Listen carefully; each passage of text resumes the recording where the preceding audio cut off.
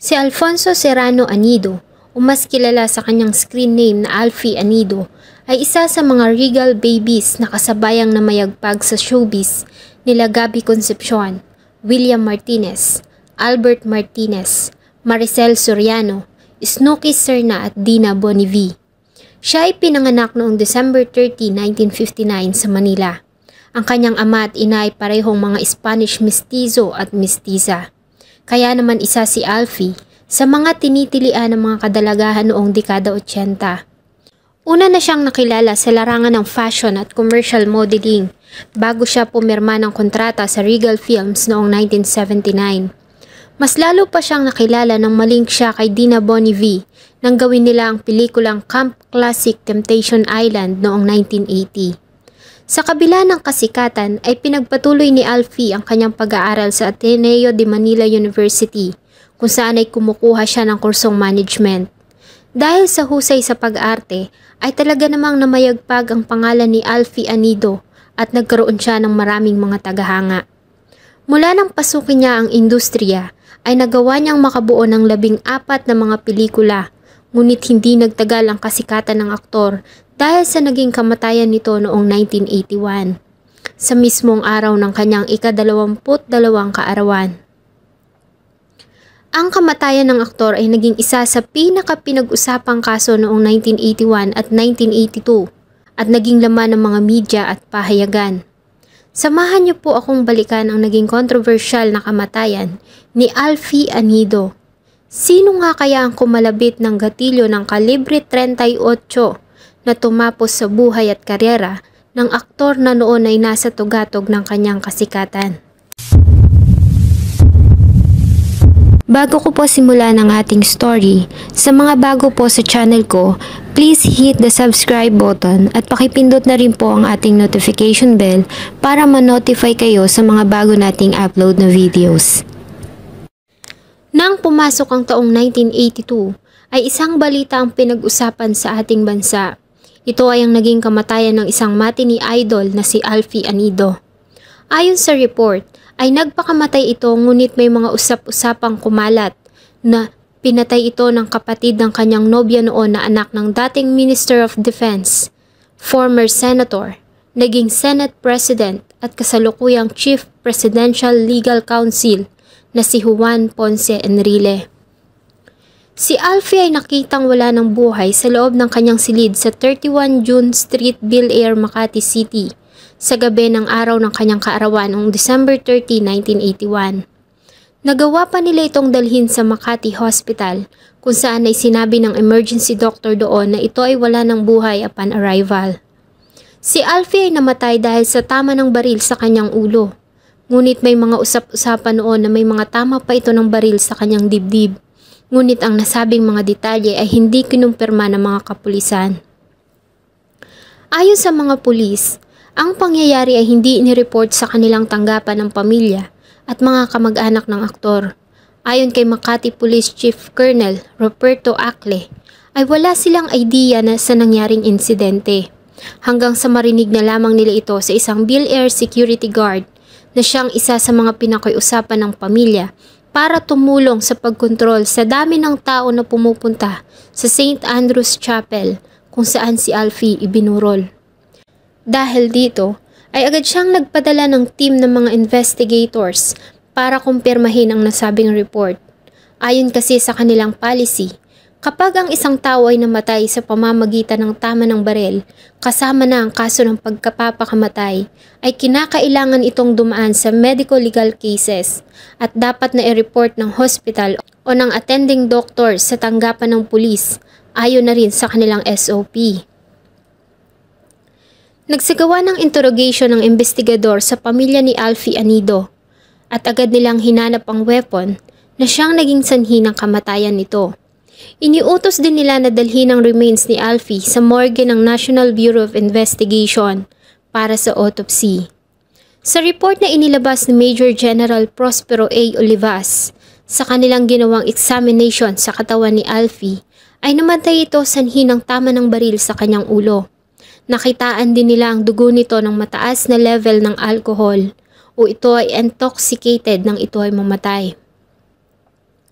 Ayon din sa kanya, ang isang kalibre 38 na cold diamond back na revolver ay natagpuan sa tabi ng higaan nito kasama ang isang suicide note kung saan ay may nakasulat na mga katagang, "Dad, sorry about this, but I can't take it anymore." Sa kanilang ginawang paraffin test ay nagpositive si Alfie sa power burns, ibig sabihin ay nagpaputok ito ng baril. Ang tama ng baril ay nagmula sa kanyang kanang sintido at tumagos sa kaliwa. Kinumpirma din ng ama ng aktor na pagmamay-ari nito ang baril na nakuha sa crime scene. Kaya naman ang nasabing pagkamatay nito ay kanilang kinumpirma na ito ay kaso ng pagpapakamatay. Ngunit bakit naman magpapakamatay ang isang 22 years old na binatilyong nasa tugatog ng kasikatan at hinahangaan ng karamihan? Ayon sa report, noong December 30, 1981, kasama ang mga kaibigan at nobyang si Katrina Enrile, ang anak ng noon ay former Secretary of Defense na si Juan Ponce Enrile. Ayon sa kanila, ay kumuha ng isang paupahang bahay sa Antipolo Rizal ang aktor, kung saan nila isinelebrate ang ika-22nd birthday nito. Nagkaroon sila ng kasiyahan at inuman. Ngunit ang ganap ng alas 10:30 ng gabi, ay nagkaroon ng pagtatalo sa pagitan ng magkasintahan na si Alfie at Katrina. Ayon kay Katrina, ay nagalit ang aktor nang magising ito mula sa pagkakatulog dahil sa kalasingan at makita nito na may kinakausap siyang mga lalaking bisita. At sa nasabing pagtatalo ay nasaktan ni Alfie ang nobya. Ngunit lumaban ito at nagdesisyon na umuwi na sa kanilang bahay sa Dasmariñas Village sa Makati. Ngunit hinarang ni Alfie ang sasakyan nito. At para hindi na lumaki ang eksena ay sumama si Katrina kay Alfie kung saan ay hinatid siya nito sa kanilang bahay. Bago maghiwalay ay sinabihan niya ang aktor ng "Thanks for hitting me. Salamat sa pananakit mo sa akin." Dito na nagkaroon ng ibang kwento sa pagkamatay ng aktor. Ayon kasi sa ilan, ay nagalit ang kapatid na lalaki ni Katrina Enrile na si Jack Enrile nang malamang sinaktan ni Alfie ang kapatid. Kaya naman ay nagtungo ito sa bahay ng aktor at binaril ito. Ayon pa ay malakas ang koneksyon nila dahil sa ang ama nito ay ang Secretary of Defense. Kaya naman nagawa ng mga ito na pagtakpan ng krimen at palabasing ang nangyari ay kaso ng pagpapakamatay. Ang nasabing aligasyon ay itinanggi ng pamilya. Ayon sa pahayag ng dating Secretary of Defense na si Juan Ponce Enrile, ang nasabing aligasyon ay pakana ng Chief of Armed Forces of the Philippines noon na si Fabian Ver. Ayon sa kanya, ay pinaiimbestigahan niya kasi ang kaso nito tungkol sa umunoy pagtatangka nitong pagpatay sa karibal sa isang babae, kaya naman ay nais nito na gumanti. Samantala, ayon naman sa testimonya ng mga kaibigan, pamilya at nobya ni Alfie, nang makauwi ito sa kanilang bahay sa Bill Air ay tinawagan nito ang nobya sa telepono, kung saan ay lumalim pa ang kanilang naging pagtatalo, na siyang naging dahilan para magdesisyon si Katrina na tapusin na ang kanilang relasyon at bilang tugon ay binagsakan siya nito ng telepono. Makalipas pa ang ilang sandali ay muli siyang tumawag dito, ngunit hindi na ito ang sumagot, kundi ang ina nito na nagtungo sa kwarto ng aktor at tinatawag ito para sagutin ang telepono. Namalayan na lamang niya na ang sumunod na tao na kausap niya ay ang kapatid na babae ni Alfie at sinabi nito na patay na ang aktor. Agad namang nagtungo si Katrina sa bahay ng nobyo kung saan ay sinalubong siya ng ama ni Alfie at iniabot sa kanya ang isang suicide note kung saan ay may nakasulat na "Daddy, sorry about this, but I can't take it anymore." At ang nasabing suicide note ay napasa kamay ng NBI.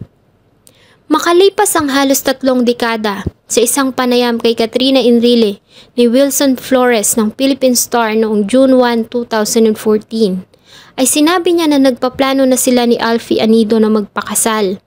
Ayon sa kanya, inalok siya ng kasal ng aktor 1.5 buwan bago ito nagpakamatay. Isa umano si Mother Lily Monteverde sa mga una nilang binisita at inalok na maging godparent.